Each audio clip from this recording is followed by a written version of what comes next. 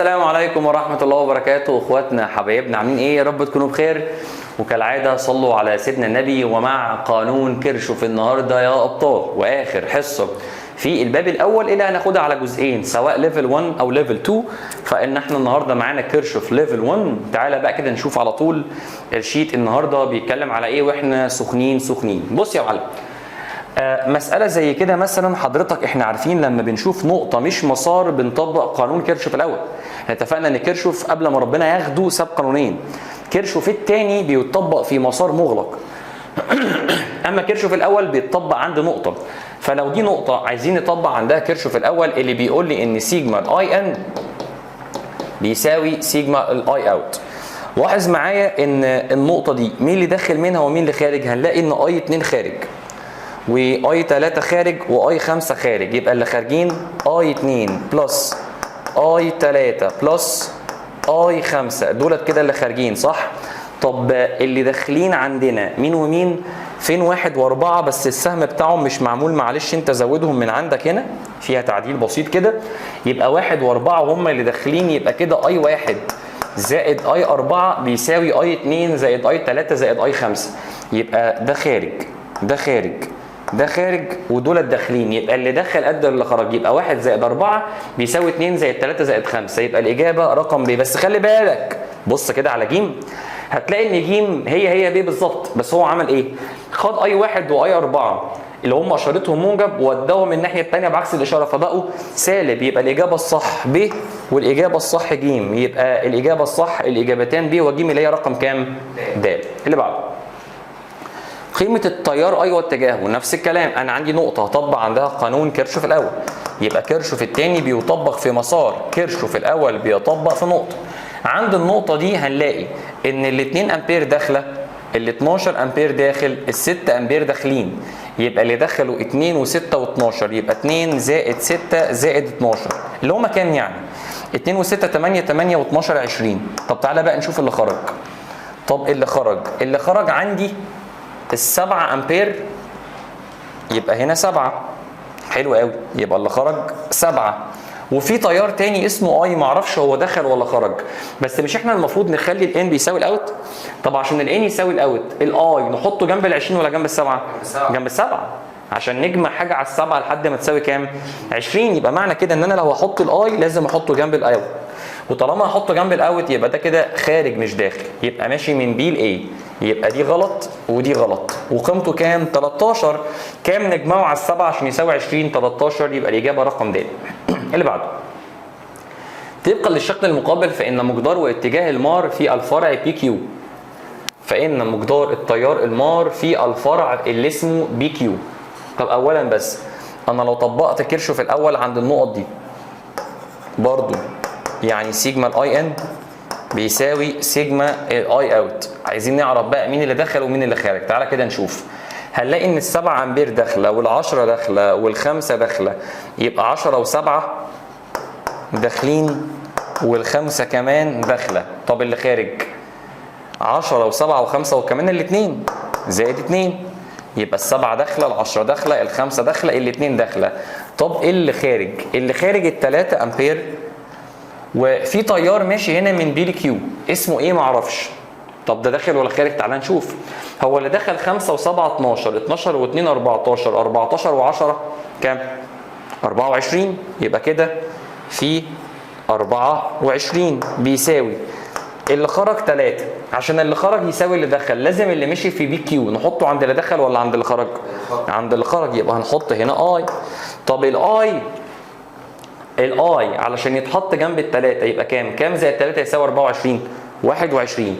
يبقى الإجابة رقم 21 ولازم يبقى خارج يعني ماشي من بي لكيو. يبقى أنا عايزه من بي لكيو. هنا من كيو لبي غلط. هنا من بي لكيو. يبقى احنا عايزين واحدة من الثلاثة بس الإجابة 21 ودي مش في الاختيارات. في تعديل بسيط بس هي دي مش 1. دي الإجابة كام؟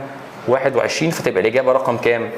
ألف. بنعتذر لك بس ان اول 3 اسئله كان فيهم تعديلات كده، او بالذات السؤال الاولاني والثالث فيهم تعديلات احنا عملناهم عشان الدنيا تتظبط، ودي غلطه من عندنا مطبعيه احنا، فبنعتذر لك. السؤال رقم 4 في الشكل الموضح اذا كان اي 1 بيساوي اي 2 بيساوي اي 3 بيساوي اي 4 بيساوي اي 5 نفس الكلام.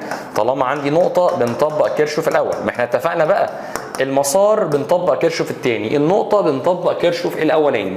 النقطه دي مين داخل لها؟ 1 2 3 4 5. معنى كده ان اي 1 داخل، اي 5 داخل، يبقى اللي دخل اي 1 ومين تاني؟ اي 5 ومين تاني؟ اي 2 ومين تاني؟ اي 4. يبقى كده 1 5 2 4 دولت اللي دخلوا. طب مين اللي خرج؟ اللي خرج 3 و6، يبقى اي 3 خارج واي 6 خارج، يبقى بيساوي اي 3 زائد اي 6. طب احنا عايزين نجيب اي 6 بكام؟ طب اقول لك على حاجه، هو مش اي 3 بيساوي اي 4؟ فايه رايك لو طيرنا اي 3 مع اي 4 مع بعض، فتبقى هنا عندي اي 6 بيساوي مين زائد مين زائد مين؟ اي 2 زائد اي 5 زائد اي 1. طب مش 2 بيساوي 5 بيساوي 1؟ فانا لو نزلت اي 1 زي ما هو، في مشكله لو شلنا اي 2 وحطينا اي 1؟ لا، ما هو اي 2 بيساوي اي 1. طب في مشكله لو شلنا اي 5 وحطينا اي 1؟ لا، ما هو اي 5 بيساوي اي 1. فاصبح كده اي 6 بيساوي اي 1 زائد اي 1 زائد اي 1، يعني بيساوي 3 اي 1. سؤال جامد جدا جدا جدا. كل الاسئله دي كيرشوف الاول، حتى بيقول لي كيرشوف الاول بيعبر عن مين؟ حفظ الشحنه. يبقى تقريبا اول صفحه عندنا في الشيت كلها بتعبر عن كيرشوف الاول. اسئله سهله، بس مشكلتها ان كان اول سؤال وثالث سؤال فيهم غلطات في الطباعه. تعالى بقى من اول هنا نبدا الشغل بتاعنا، وعندي كيرشوف التاني. يلا يا باشا، خلي بالك ان انا عندي هنا 2 مسار مغلق، فاتفقنا بنمشي على 5 خطوات نراجعهم بقى مع بعض واحده واحده. 1 حدد اتجاه خروج التيار من كل بطاريه سالب موجب. 2 اختار نقطه ينفع تطبق عندها قانون كيرشوف الاول. انا هختار النقطه دي. حلو قوي. طب النقطه دي هخش اطبق عندها سيجما اي ان بتساوي سيجما اي اوت. تعال نسميها بي عند البوينت اللي اسمها بي. طب التيارات مش عندي، انا علمتك في السنتر لو التيارات مش عندي بنفرض ان هم كلهم داخلين او خارجين براحتك، افرض زي ما انت عايز. فانا هفرض ان هم ماشيين كده، انا هفرض ان الثلاث تيارات اي 1 اي 2 3 هم الثلاثه داخلين على النقطه، بحيث تبقى اول معادله ان اي 1 زائد اي 2 زائد اي 3 بيساوي 0، ونبروز ونسميها المعادله رقم 1. اتفقنا مع بعض؟ طالما مش محدد لك اتجاه التيارات افرضها زي ما انت عايز. الخطوه الثالثه هنمسك كل مسار نرسم جواه مسار، لا اما مع عقارب الساعه لا اما عكس عقارب الساعه. ده المسار الاولاني، انا هفرض ده ماشي عكس عقارب الساعه، وهفرض ده ماشي مع عقارب الساعه. انت ليه فرضتهم كده يا باشا؟ براحتك، افرض زي ما انت عايز. يبقى انا فرضت المسارات، ده ماشي عكس وده ماشي مع، نغير. طيب الخطوه الرابعه هنمسك كل مسار مغلق نطبق فيه قانون كيرشوف التاني، اللي هو قال لي سيجما الاي ار بيساوي سيجما الفي باترن. المسار الاولاني خلي بالك فيه مقاومه 2 3 4. يلا امسك كل مقاومه اضربها في التيار اللي ماشي فيها. الاربعه والواحد ماشي فيهم اي 2، يبقى 4 اي 2 1 اي 2. طيب الستة والاثنين ماشي فيهم اي 1، يبقى 6 اي 1 6 اي 1 2 اي 1. ادي 6 اي 1 و2 اي 1. الاشارات اي 2 ماشي مع، يبقى موجب موجب. طب اي 1 ماشي عكس، يبقى سالب سالب. الكلام ده بيساوي سيجما الفي باترن. في واحده ب10 وواحده ب12. ال10 ماشيه مع يبقى موجب 10، وال12 ماشيه عكس يبقى سالب 12. نظبط 4 و1 يبقى 5 اي 2 ناقص 6 ناقص 2 يبقى ناقص 8 اي 1. 10 ناقص 12 سالب 2. نبروز ونسمي المعادله دي رقم كام؟ 2. اللي عملناه فوق نعمله تحت. يلا بينا هنخش نكتب سيجما الاي ار بيساوي سيجما الفي باتري في المسار رقم 2. المسار الثاني فيه كام مقاومه؟ 1 2 3. طيب يلا الثمانية ماشي فيها اي 3، يبقى هكتب 8 اي 3. الاي 3 بالمره ماشي مع يبقى موجب. حلو قوي. الستة والاثنين ماشي فيها اي 1، يبقى 6 اي 1 2 اي 1. الاي واحد بالنسبه للمسار الثاني ماشي عكسه، يبقى سالب سالب. الكلام ده بيساوي سيجما الفي باتري، مفيش غير بطاريه واحده ام 12 وماشيه عكس المسار، يبقى كام؟ يبقى سالب 12. حلو قوي. نظبط يبقى 8 اي 3 ادي 8 اي 3 ناقص 6 ناقص 2 يبقى ناقص 8 اي 1 بيساوي سالب 12. هنبروز ونسمي المعادله دي رقم 3 ونخش نحلهم بالاله عشان نشوف هو عايز ايه. يلا بينا يلا بينا. هندوس مود ايكويشن 2 وندخل المعاملات 1 1 1 0 ادي 1 1 1 0. اللي بعدها انا ببدا باي 1 الاول ثم اي 2 ثم اي 3 ثم الحد المطلق. اي 1 سالب 8 اي 2 5 اي 3 مفيش اي 3 هنا نحط مكانه 0. الحد المطلق سالب 2. اللي بعده بدخل اي 1 الاول اي 1 سالب 8 اي 2 مش موجود اي 3 8 الحد المطلق سالب 12. هندوس يساوي 3 مرات هيطلع ان اي 1 بيساوي 19 على 36. هيطلع اي 2 بيساوي 4 على 9. هيطلع ان اي 3 بيساوي سالب 35 على 36. كويس. انت عايز ايه بقى؟ انا عايز شده تيار المار في المقاومه 6. ما هي الستة ماشي فيها اي 1 اللي احنا جبناه 19 على 36 يبقى الاجابه رقم الف. ماشي. شده تيار المار في المقاومه 4. ما هي الاربعه ماشي فيها اي 2 اللي هو طلع 4 على 9. موضوع سهل قوي، مساله مباشره جدا. عايزين قراءه الفولتميتر. الفولتميتر متوصل مع مقاومه بيساوي ايه يا عصمت؟ اي في ار. حلو قوي. ما الار ب 8 وماشي فيها اني اي 3 اللي احنا حسبناه ب 35 على 36. 35 على 36 يطلع الكلام ده 70 على 9. يبقى الاجابه رقم كام؟ د. هو التيار طلع بالسالب، فانت لما تعوض بيه هنا بالسالب هو هنا عايز مقدار قراءه الفولتميتر.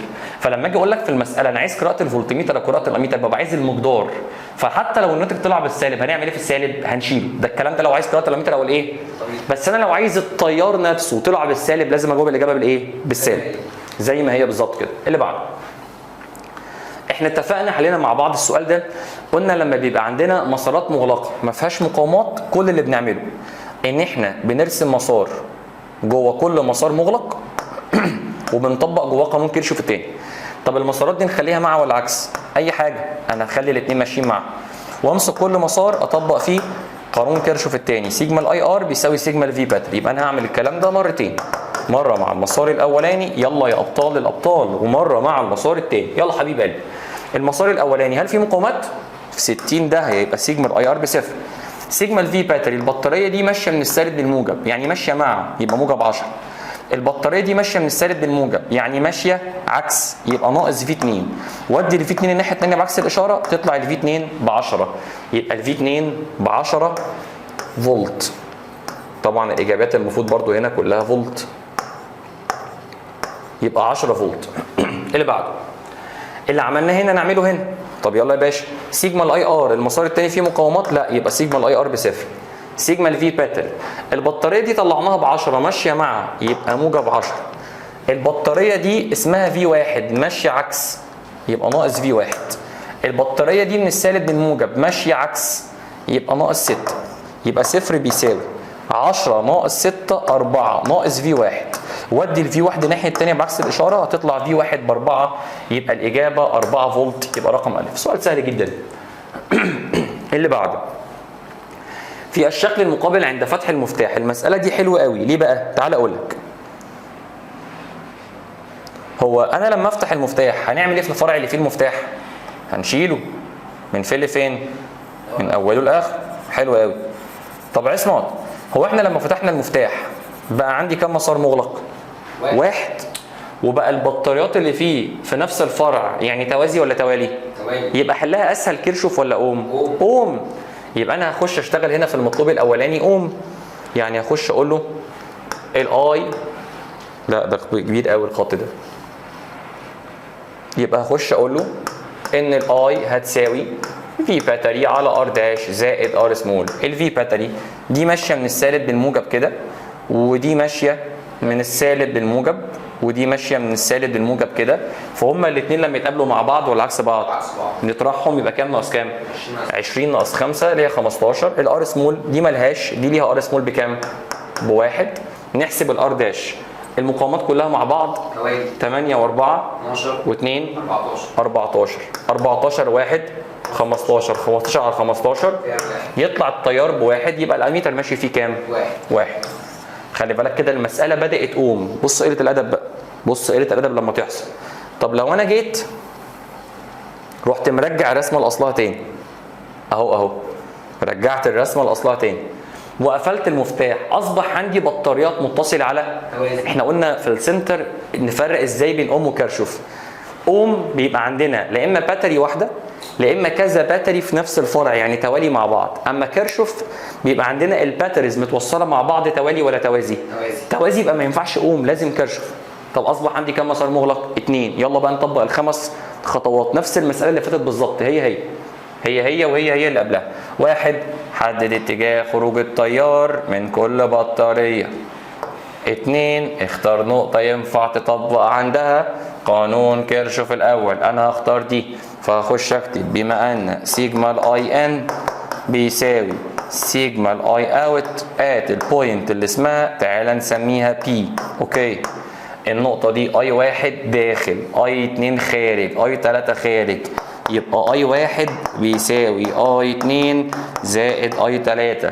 نجمعهم مع بعض فهتبقى المعادله اي 1 ناقص اي 2 ناقص اي 3 بيساوي 0. ونبروز ونسمي المعادله دي رقم 1. يلا يا باشا. الخطوه الثالثه، هنرسم مسار جوه كل مسار مغلق. ادي يا عم هنرسم مسار جوه كل مسار مغلق. نفرضهم ازاي؟ انا هفرض ده ماشي مع عقارب الساعه، تعال نفرض كله ماشي مع عقارب الساعه، وهفرض ده كمان ماشي مع عقارب الساعه. يلا الخطوه الرابعه، هنطبق قانون كيرشوف الثاني اللي هو سيجما الاي ار بيساوي سيجما الفي باتري في كل مسار مغلق. نبدا بالمسار الاولاني ده. المسار ده فيه كم مقاومه؟ نبدا بالخمسه، ماشي فيها اي 3، يبقى 5 اي 3. الاي 3 ماشي مع، يبقى موجب.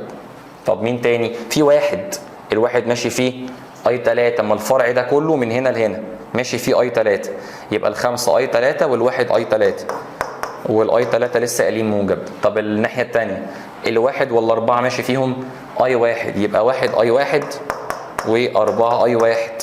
طب الاي 1 ماشي مع، يبقى موجب. هل كان ممكن يا عصمت بدل ما اقول واحد اي 1 واربعه اي 1 اقول على طول 5 اي 1؟ بس انا مش عايز اعمل كده، لان في ناس تقول لك هي الخمسه دي جت منين؟ هيقعدوا يدوروا عليها. بس مع الوقت يعني ممكن بدل ما اقول 5 اي 3 1 اي 3 اقول ايه؟ 6 اي 3. عايز تمشيها كده براحتك، بس انا ماشي واحده واحده اهو، مش بستعجل. الكلام ده بيساوي سيجما الفي باتري. الخمسه ماشيه عكس، يبقى سالب 5. ال20 ماشيه مع، يبقى بوزيتيف 20. نجمع 5 1 6، يبقى 6 اي 3. 1 و4 يبقى 5 اي 1. سالب 5 زائد 20 15. نبروز ونسمي المعادله دي رقم 2. اللي عملناه يمين نعمله شمال، يعني هخش اكتب اهو سيجما اي ار بيساوي سيجما الفي باتري في المسار رقم 2. المقاومات، حد خد باله ان اللي ماشي في الاثنين هو اللي ماشي في الثمانية، هو اي 2، يبقى 2 اي 2 و8 اي 2. ادي 2 اي 2 8 اي 2.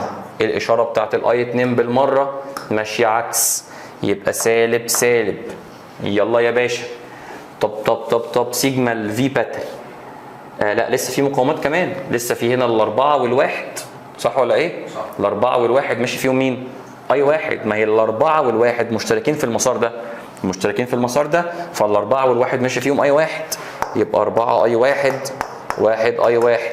طب الاي 1 بالنسبه للمسار ده ماشيين عكس بعض، يبقى سالب سالب. سيجما الفي باتري مفيش غيرها ال20 ماشيه عكس، يبقى سالب، يبقى سالب 20. نظبط سالب 2 سالب 8 فين؟ انا ما شفتهاش، انا اسف. والخمسه ماشيه مع، يبقى سالب 20 كده زائد 5. نجمع سالب 2 سالب 8 سالب 10 اي 2 سالب 4 سالب 1 سالب 5 اي 1 سالب 20 ناقص 5 سالب 15. نبروز ونسمي المعادله رقم 3. نخش نحلهم بالاله. ملل، حاجه ممله، بتخني انا من واجب كيرشوف ده. يلا يا باشا المعادلات. مود ايكويشن 2 وندخل اي 1 1 اي 2 سالب 1 اي 3 سالب 1 الحد المطلق صفر. اللي بعده ببدا باي 1 اي 1 دي 5 يبقى 5 اي 2 مفيش صفر اي 3 6 الحد المطلق 15. اللي بعده بيبدا باي 1 اي 1 سالب 5 اي 2 سالب 10 اي 3 مفيش يبقى صفر الحد المطلق هنا كام؟ سالب 15. يطلع اي 1 12 على 7. هو عايز مين بس الاول؟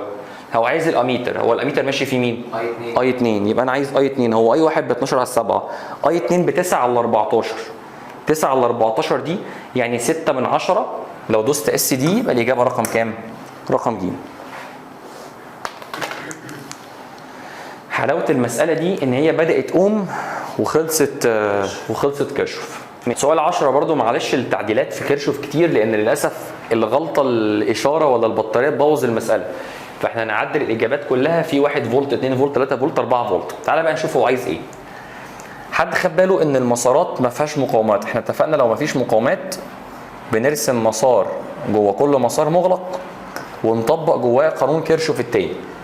طيب تعالى نسمي المسارات دي 1 2 3 4 ونفرضهم كلهم ازاي؟ زي ما انتوا عايزين. تعالى يا عم نخليهم كلهم مع.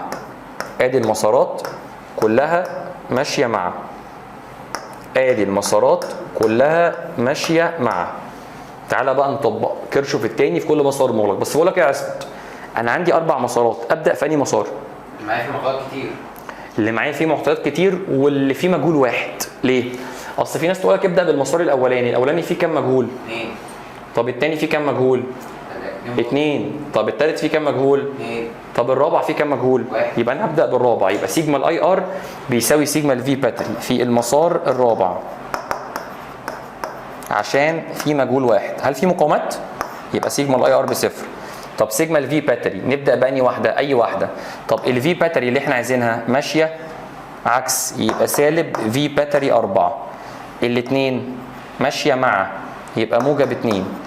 الخمسه ماشيه عكس يبقى سالب 5. يبقى صفر بيساوي سالب في باتري 4 زائد 2 زائد 2 ناقص 5 ناقص 3. صح كده؟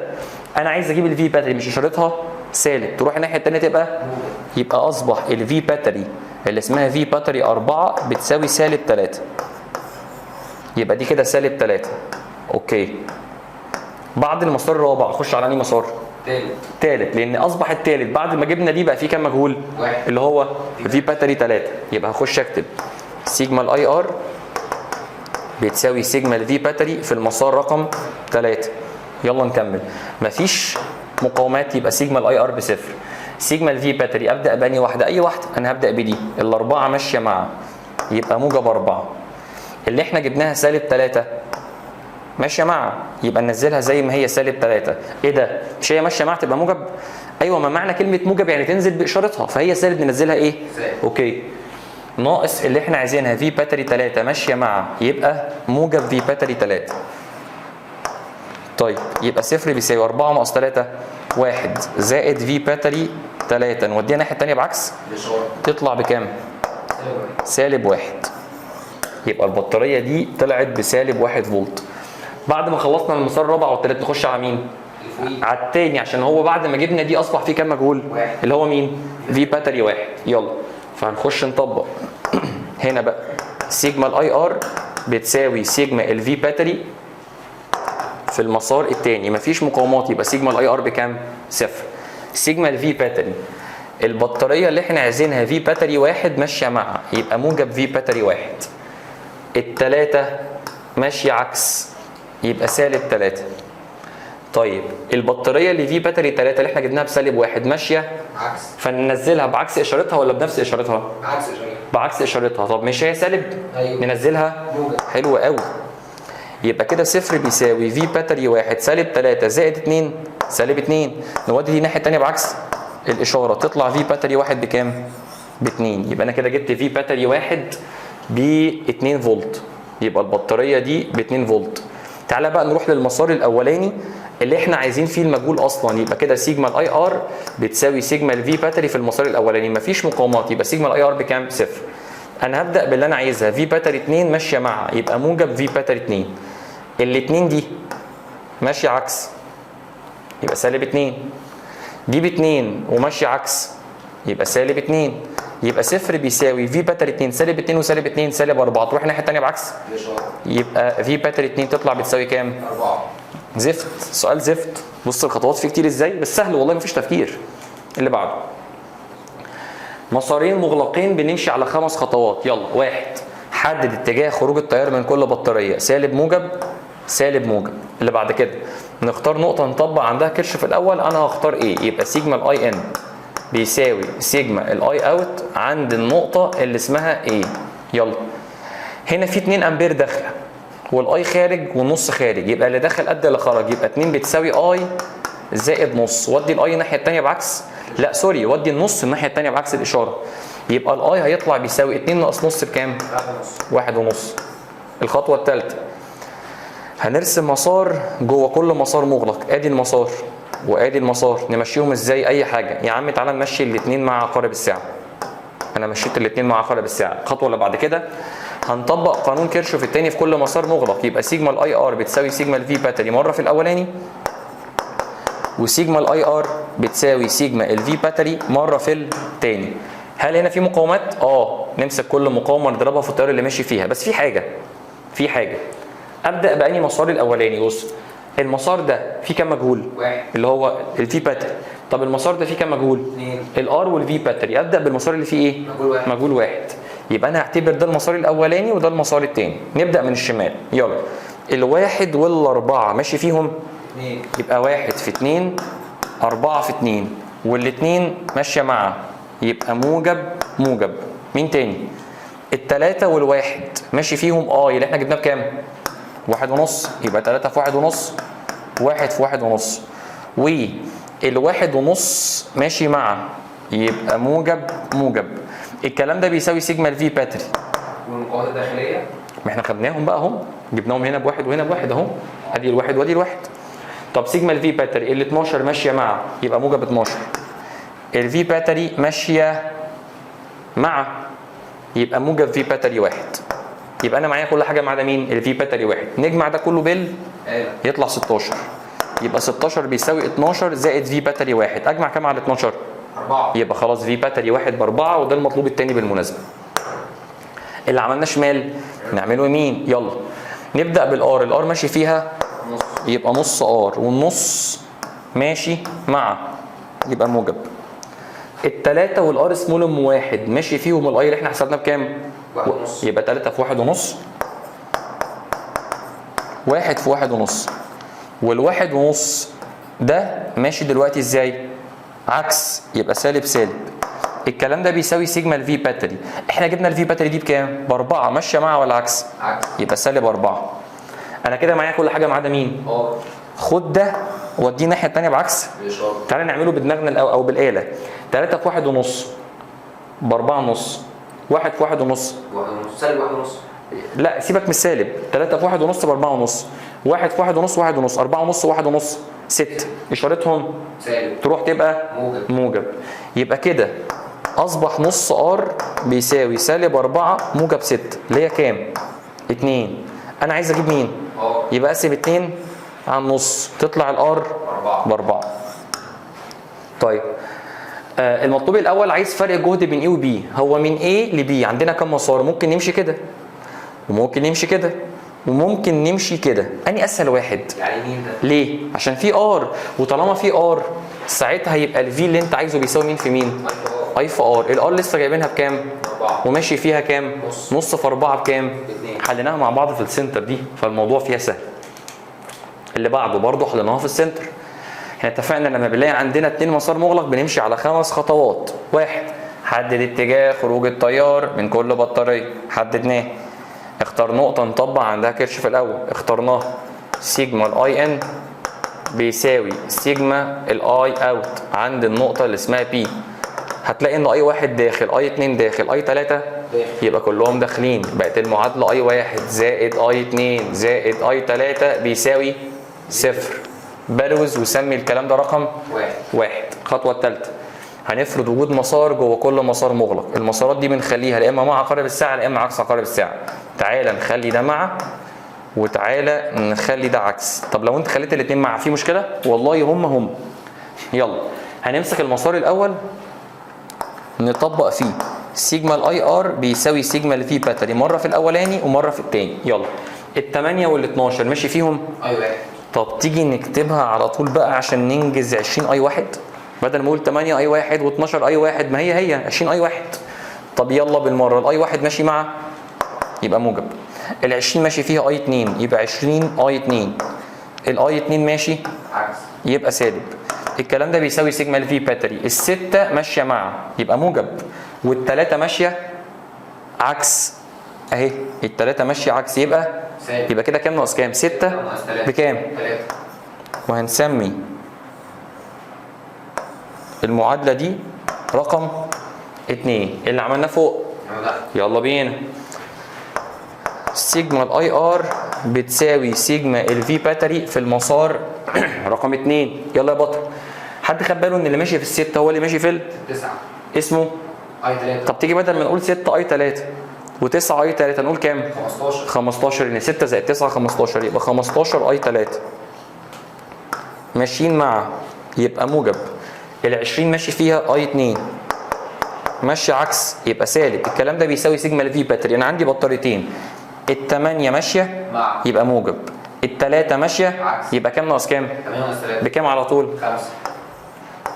عايز بقى انت تقعد تكتب 8 ناقص 3 وفي خطوه ثانيه تخليها 5 علمي علوم. ها براحتك. كده انا عندي كام معادله؟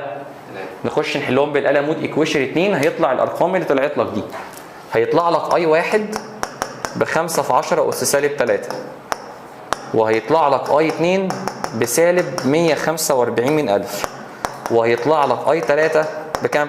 14 من 100. حد يقول لي مستر انت جامد قوي، انت حسبتهم ازاي؟ لا انا حافظهم. اكذب عليك، يعني هحفظ سالب 145 من 1000 جد؟ انت عبيط يالا. بس من كتر ما احنا حلينا الكلام ده الحمد لله ربنا ايه من علينا بنعمه ان احنا بنبقى خلاص عارفين الارقام هتطلع بكام الحمد لله يعني. طب المطلوب الاول بقى شده التيار المار في المقاومه 12. هي ال 12 ماشي فيها اي كام؟ واحد اللي احنا حسبناه ب5 في 10 اس سالب 3.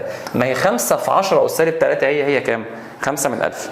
اللي بعده الباور في المقاومه 12. حلوه، ما هي الباور عارفين ان هي بتساوي اي تربيع ار. انا عايز الباور في المقاومه 20 يبقى الار ب 20.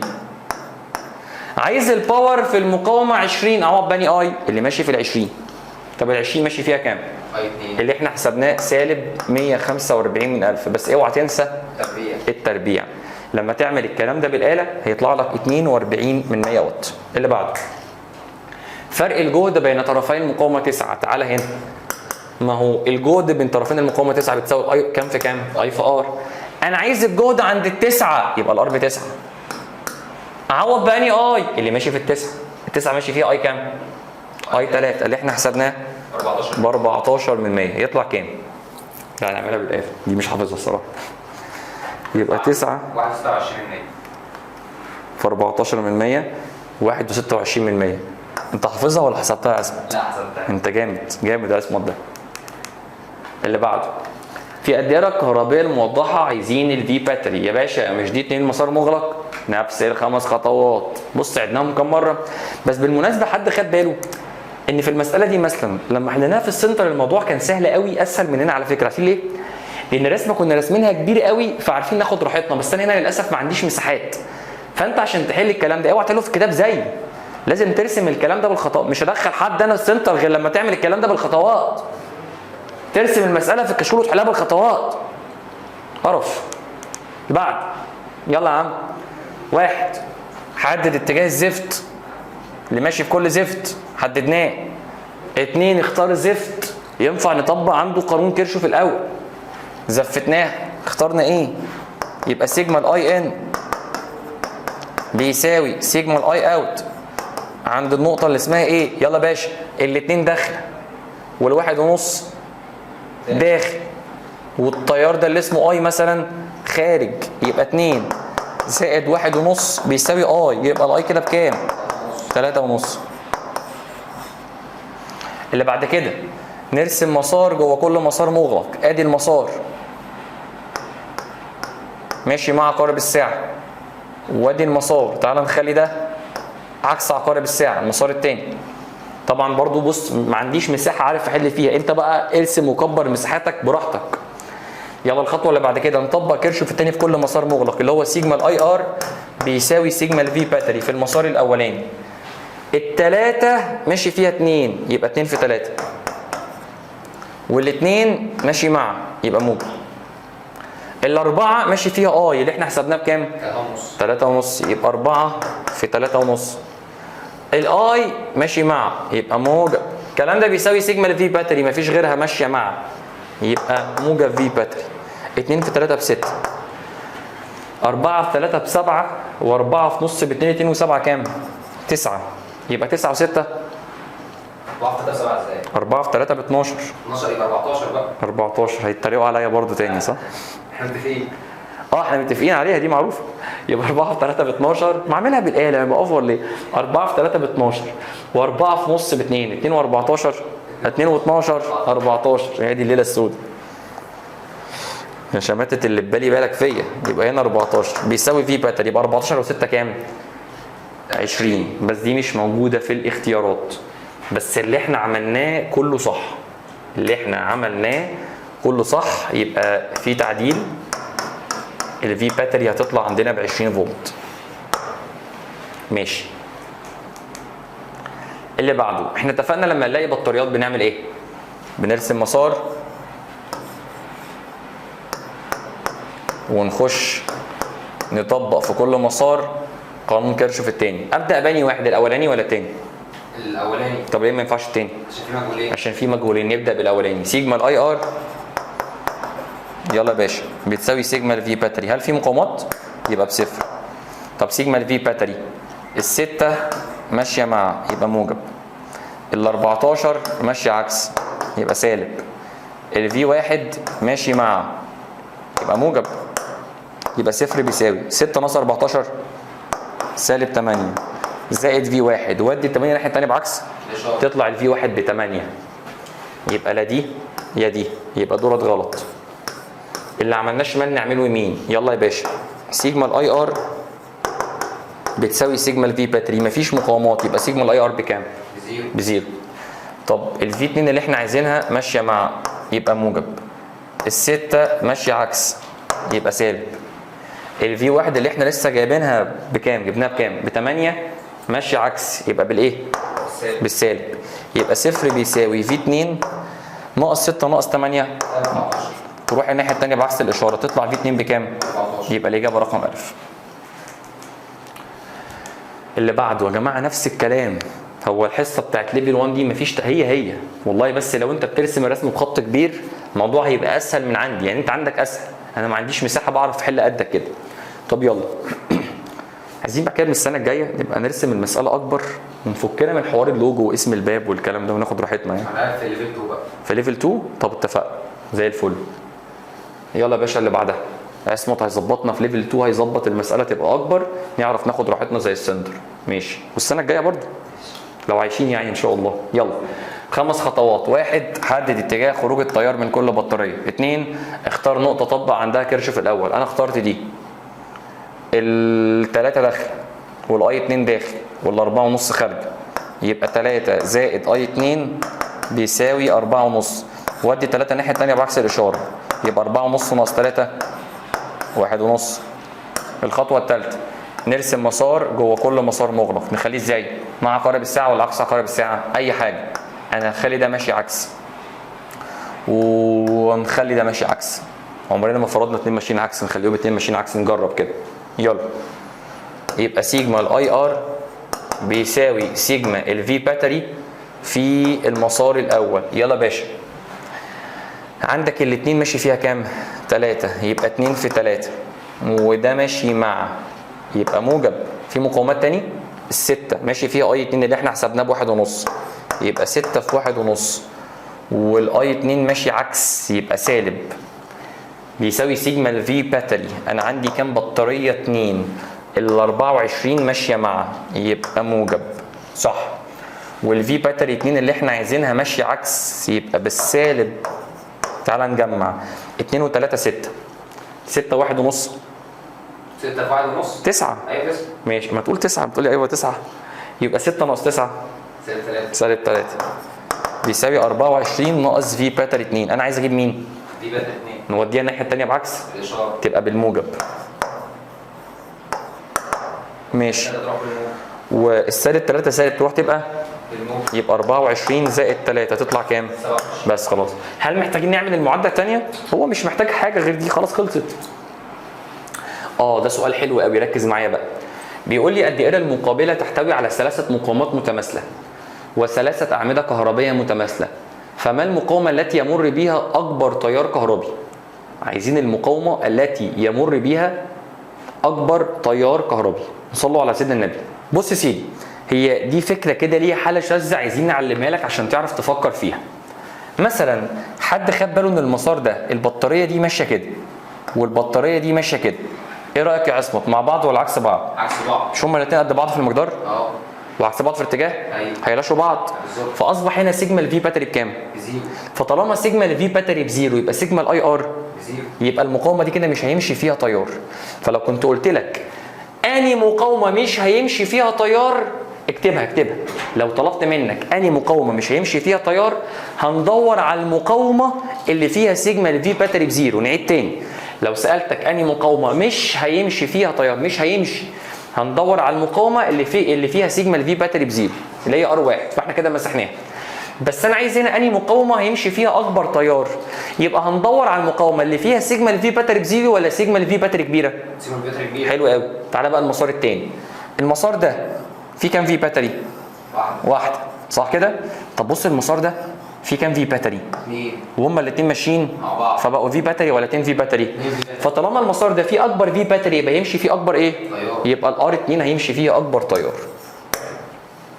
ماشي. اللي بعده حليناها في السنتر، فتعالى برضو نحلها تاني نفس الكلام. واحد، حدد اتجاه خروج التيار من كل بطاريه. اختار نقطه طبق عندها كيرش في الاول. انا اخترت دي. مين اللي داخل؟ الواحد و4 زائد اي 2 بيساوي اللي خارج اللي هو 8/10.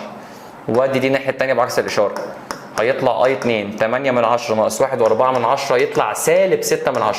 بالسالب، هيطلع بالسالب مش بالموجب. طيب الخطوه اللي بعد كده هنرسم مسار جوه كل مسار مغلق. هنا مسار وهنا مسار، ده الاول ده الثاني، ده مع عقارب الساعه، وتعالى نخلي ده عكس عقارب الساعه. انت فرض زي ما انت عايز براحتك، الاثنين صح. انا هخش اطبق في المسار الاولاني. يلا، سيجما الاي ار بيساوي سيجما الفي باتري. الاربعه والواحد ماشي فيهم 1/4. تيجي بدل ما نقول 1 في 1/4 و4 في 1/4، اقول كام على طول؟ 5 1/4 بالظبط. يعني جمعنا الواحد والاربعه 5 ماشي فيهم 1/4 بالمره، ماشيين مع يبقى موجب. ال10 ماشي فيها 8/10 ماشيه ايه ده برضو مع يبقى موجب. الكلام ده بيساوي في باتري واحد اللي مفيش غيرها. نجمع ده بالايه؟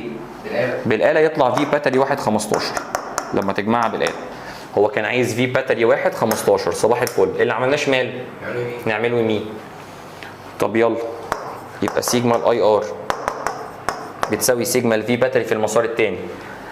الاربعه والواحد ماشي فيهم اي 2 اللي هو بكام؟ سالب 6/10. تعالى بدل ما نقول 4 في سالب 6/10 1 في سالب 6/10، اقول ايه على طول؟ 5 سالب 6/10.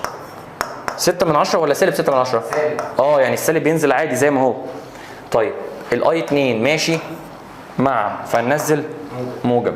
مين تاني؟ ال10 ماشي فيها 8/10، يبقى 10 في 8/10 ماشي عكس. لا عكس ليه؟ ماشي مع اهو يبقى موجب. الكلام ده بيساوي سيجما الفي باتري. الفي باتري ماشيه مع يبقى موجب في باتري 2. احسب دي ازاي؟ احسب ده يطلع 5. المطلوب اللي بعده عايز فرق الجهد between B and C. between B and C. B and C. هو المفروض معلش يعني تعديل، هي دي اي مش سي، فهو عايز فرق جهد بين بي اند اي. هنا بي وهنا اي. هنعرف نحسب فرق الجهد بين بي لاي؟ هو بين بي لاي عندنا كام سكه؟ 3. ايه اسهل سكه؟ النص. عشان فيها بس. فيبقى القانون ايه في ايه؟ اي في ار. الار ب 10 والاي 8 من 10 فلما اضرب 8 من 10 في 10 8. تطلع 8. اللي بعده يلا بينا. خلي بالك دي ب 3 فولت، ها دي ب 3 فولت. هنعمل نفس اللي احنا اتفقنا عليه يا مسهل الحال. بص 18 و19 و20 هم المساله. ماشي يلا عشان نتمرن اكتر معلش. يبقى رقم 1 حدد اتجاه خروج التيار من كل بطاريه، سالب موجب سالب موجب سالب موجب. اختار نقطه طبق عندها كيرش في الاول. انا هختار النقطه دي، تعالى نسميها بي مثلا. فلو طبقنا اهو سيجما الاي ان بيساوي سيجما الاي اوت عند النقطه اللي اسمها بي. هنلاقي ان اي 2 خارج واي 3 خارج واي 1 على النقطه داخل يا راجل. على بي؟ انا بتكلم على بي، هيبقى خارج برضو. يبقى كده اي 3 خرج واي 2 خرج واي 1 خرج. يبقى صفر بيساوي اي 1 طب اي 2 زائد اي 3 بيساوي اي 1 زائد اي 2 زائد اي 3. ونسمي المعادله دي برضو رقم كام؟ 1. يلا بينا. الخطوه اللي بعد كده هنطبق او هنرسم مسار في كل مسار مغلق. انا فرضت ده ماشي مع عقارب الساعه، وهفرض ده برضو يلا ماشي مع عقارب الساعه. عصمت خدت بالك ان انا برسم المسار شبه المسار اللي انا جواه؟ بتفرق معايا جدا دي في الحل. ايوه. طيب اللي بعد كده سيجما الاي ار بيساوي سيجما الفي باتري. مش عارف حل فين، مفيش مكان. بص عايزين نعالج الموضوع ده. صباعين كده شدها على جنب.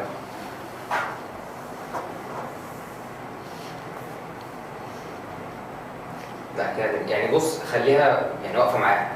يعني ايه مش فاهم؟ يعني ما تخليش الصفحه الثانيه تظهر، خليها في نفس الليفل كده. هي انزل تحت كده تظبط.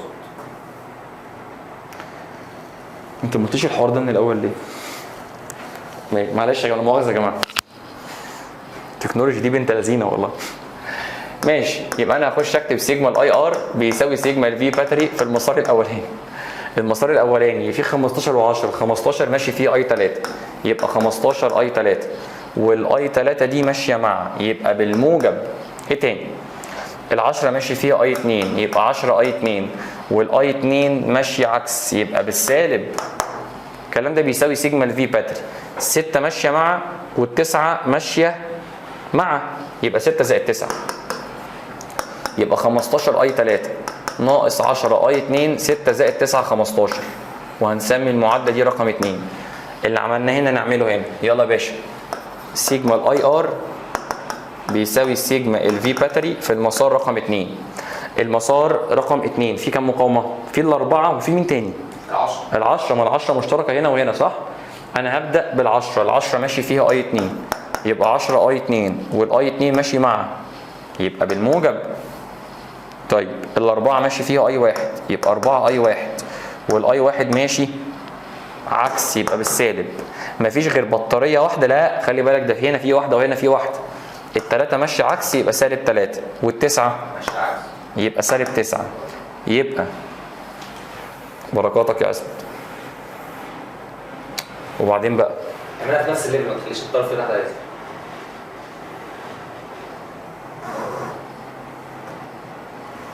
ده انت رخم. الحمد لله. احنا كنا فين؟ سالب 9. سالب 9 يبقى 10 اي 2 ناقص 4 اي 1 سالب 3 سالب 9 سالب كام؟ سالب 12. وهنسمي المعادله دي رقم 2 3. نحلهم بالايه؟ بالآلة عشان نجيب اي 1 واي 2 واي 3. ماشي قوينا يا رب. المعادله الاولى 1 1 1 0. المعادله الثانيه ما فيهاش اي 1 اصلا يبقى 0. اي 2 سالب 10 اي 3 15 حد المطلق 15. المعادله اللي بعدها ببدا باي 1 سالب 4 اي 2 10 ما فيش اي 3 اصلا. الحد المطلق سالب 12. يلا دوس. يطلع اي 1 3 على 5 اللي هي 6 من 10. يطلع اي 2 سالب 96 من 100 اللي هي ج. يطلع اي 3 36 من 100 اللي هي أ. هبله والله العظيم مساله هبله. ماشي يلا بينا. اولا التيارات مش عندي، اعمل فيها ايه؟ افرضها زي ما انا عايز. انا فرضت 3 طالعين لفوق، في مشكله؟ طيب واحد، البطاريات من السالب للموجب، سالب موجب سالب موجب، حليناها في السنتر مع بعض بس يلا نحلها تاني. رقم واحد اختار تاني، رقم اتنين اختار نقطه انتظم عندها كيرش. في الاول انا اخترت سي، فلو كتبنا سيجما الاي ان بيساوي سيجما الاي اوت عند النقطه اللي اسمها سي، هلاقي ان الثلاثه داخلين، يبقى اي واحد زائد اي 2 زائد اي 3 بيساوي صفر، ونسمي المعادله دي واحد. تعالى هنا بقى، هنرسم هنا مسار ونرسم هنا مسار، هنخلي ده ماشي مع عقارب الساعه وهخلي ده ماشي عكس عقارب الساعه. اشمعنى يا عم؟ افرض انت الاثنين ماشيين معا براحتك. المسار الاولاني حد خد باله من ال10 ومين تاني يثبت؟ ال10 انهي 10؟ اللي فوق دي. طب ما في الواحد الاول، قولهم تاني بقى من الاول. ال10 والواحد وال10 ماشي فيهم نفس التيار اللي هو اي واحد. طب ما تيجي نجمعهم كلهم، 10 واحد 11 و10 يبقى 21 اي واحد. نكتب بس الاول سيجما الاي ار بتساوي سيجما الفي باتري في المسار الثاني، يبقى كده 21 اي واحد.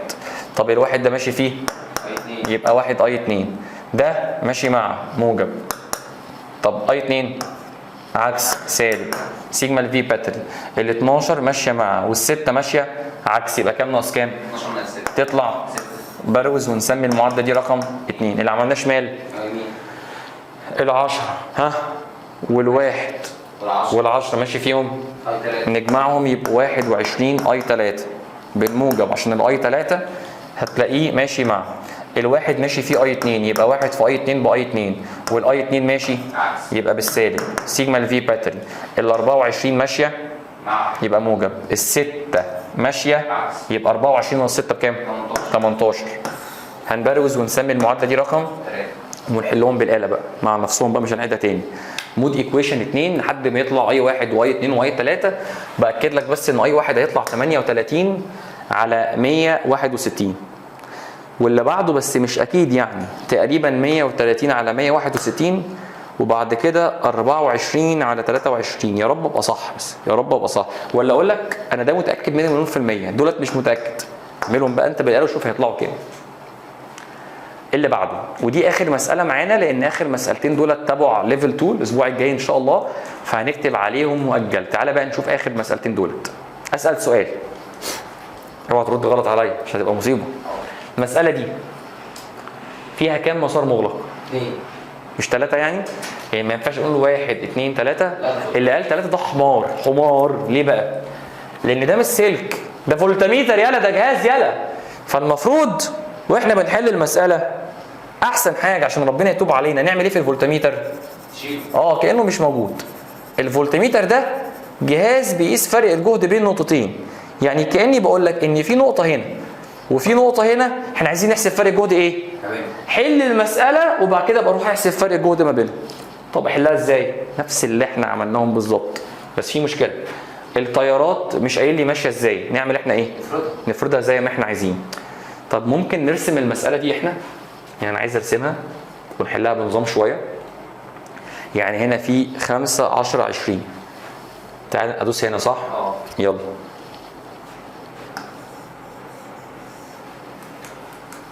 كان في هنا مقاومه،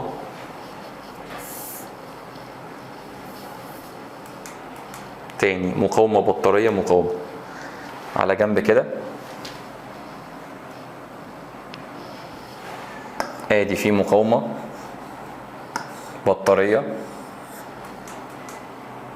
وتحت في بطاريه،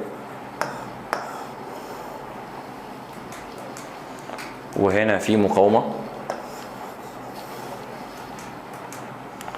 وفي بطاريه معاها،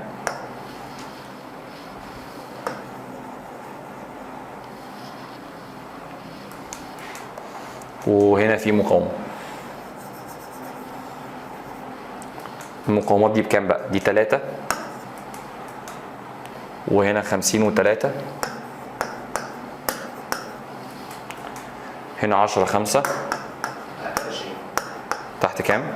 20. التيارات بالترتيب 3 2 1، يعني هنا ماشي اي 3 وهنا ماشي اي 2 وهنا ماشي اي 1. تعال نفرضهم كلهم داخلين بالمنظر ده كده وخلاص. ونسمي النقطة دي A، ونعمل بقى ال5 خطوات بتاعتنا على النظافة. يلا. رقم 1 حدد اتجاه خروج التيار من كل بطارية. رقم 2 اختار نقطة طبق عندها قانون كيرشوف الأول. احنا اخترنا النقطة اللي اسمها A، فهنخش نكتب بما أن سيجما الاي ان بيساوي سيجما الاي اوت عند النقطة اللي اسمها A، صح كده؟ طب يلا. التلاتة داخلين يبقى كده مجموعهم بيساوي 0، ونسمي المعادلة دي معادلة رقم 1. يلا. هنرسم مسار جوه كل مسار مغلق. ادي المسار المنقط بتاعنا، ادي المسار المنقط بتاعنا. نغير الواننا وندلع نفسنا شويه. نخلي المسار ده ماشي ازاي؟ زي ما انت عايز. انا هخلي ده ماشي كده، هخليه ماشي عكس عقارب الساعه، وهخلي ده ماشي مع عقارب الساعه. نبدا بالمسار اللي فوق. يلا. سيجما الاي ار بيساوي سيجما الفي باتري في المسار الاولاني. التلاتة والتلاتة مش في نفس الفرع ماشي فيهم؟ اي 1 يبقى 3 اي 1 و3 اي 1. طب ما تيجي نكتبها على طول. 6 اي 1 6 اي 1. الاي 1 ماشي مع يبقى شفت الموضوع وانت مكبر الرسمه احلى ازاي؟ لازم انت تعمل كده حبيب قلبي في الحل، لازم تعمل كده في الحل. حد يقول لي مستر طب ما تعمل انت بقى كده في كل مساله، ونخلص امتى بقى؟ تخيل بقى كل مساله لما اقعد ارسمها كده لوحدها هنخلص امتى؟ ماشي. 5 ماشي فيها اي 2 يبقى 5 اي 2 ماشي مع ولا عكس؟ عكس. يبقى سالب. الكلام ده بيساوي سيجما الفي باتري. ال50 ماشيه مع وال10 ماشيه مع، يبقى كلهم جمع. يبقى 50 و10 كام؟ 60. بروز وسمي المعادله دي رقم. ده الحل. هتحل كده كيرشوف بقى سهل. هتقعد تزنق زي ما انا بعمل كده بالقرف ده، تلاقي الموضوع رخم جدا. طيب يلا بينا. المعادله اللي بعد كده سيجما الاي ار بتساوي سيجما الفي باتري في المسار رقم 2. المسار رقم 2 مفيهوش غير مقاومه واحده كام؟ 5 ماشي فيها اي 2 يبقى 5 اي 2، والاي 2 ماشي عكس يبقى بالسالب. سيجما الفي باتري ال20 ماشيه مع وال10 ماشيه مع يبقى 10 و20 30، وهنسمي المعادله دي رقم 3. واخد بالك يا عصمت في حاجه؟ ان المعادله دي ما فيهاش غير مين؟ اي 2. فوانا بدخلهم على الاله احط مكان الاي 1 كام؟ 0 ومكان الاي 3 كام؟ 0 والاي 2 تبقى بكام؟ -5. نخش نعملهم بالاله. عملتها؟ نعلم عصمت ده. الارقام دي على مسؤوليتك؟ على مسؤوليتي. طيب على مسؤوليه عصمت. اي 1 ب5، اي 2 بسالب 6، اي 3 ب1. طيب انت كنت عايز ايه بقى في المساله؟ قال لك انا عايز قراءه الاميتر. طب ما الاميتر ماشي فيه اي 3 اللي هو طلع بكام؟ بسالب 1. يبقى الاميتر دي غلط ودي غلط، يبقى لا دي لا دي. طب هو طلع بسالب 1 بس الاجابات هنا ب1. احنا قلنا لما يطلب مني قراءه الاميتر وقراءه الفولتميتر كانه عايز مني الايه؟ المقدار، والسالب بيعبر عن الاتجاه. فدي الحاله الوحيده اللي بشيل فيها السالب. طب الفولتميتر بقى، الفولتميتر كان محطوط من هنا لهنا، يبقى احنا عايزين نختار طريق ما بين النقطتين دولت، صح؟ طب من النقطتين دولت ممكن نمشي ازاي؟ ممكن نمشي كده في كده، ممكن نمشي كده في كده، صح؟